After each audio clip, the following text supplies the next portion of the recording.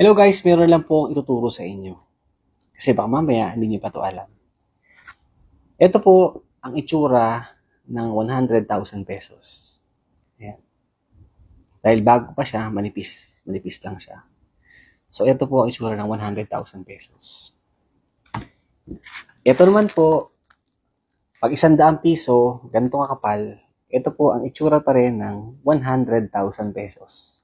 So, pag meron kayo 100 na ganito kakapal, meron kayong 100,000 piso. Kasi bawat bundle niyan ay 10,000 times 10, yan po ay 100,000 pesos. At ito naman po, ang itsura ng 1 million pesos. Kasi, alam ko sa iba, pangkaraniwan to, pero syempre, marami pa rin mga tao na hindi alam kung ano itsura ng 1 million pesos. Pero ito mga to, props ko lang para panoorin nyo. Okay, sa mga mag-asawang scammer, meron din akong ituturo sa iyo just in case hindi nyo alam. Ito ang itsura ng posas. It is like a bracelet, one size fit to all because na-adjust ang metal ring.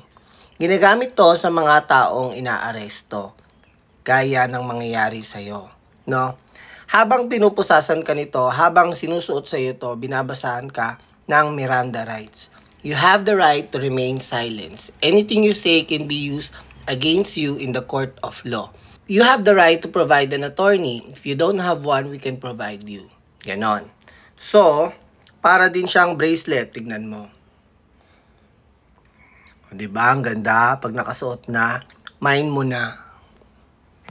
Ito naman yung mga taong nagpatulpo sa'yo. Ang tanong, bakit mo naman binabaan si Sir Rapi Tulfo? Isa dyan, I know him personally. Nagbigay sa'yo ng 5 milyon in cold cash. Ngayon, tinuturo mo dito sa social media kung ano ang itsura ng 1 milyon. Meron nga dito, isa sa mga taong to nagbigay sa'yo 5 milyon on hand.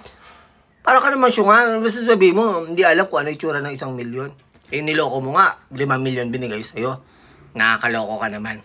Iba pa rito yung mga OFW na niloko at nagrereklamo sa'yo. Ako, anak ako ng OFW.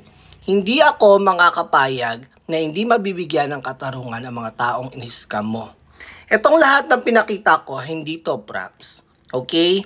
Pwede itong mangyari sa'yo. Good luck.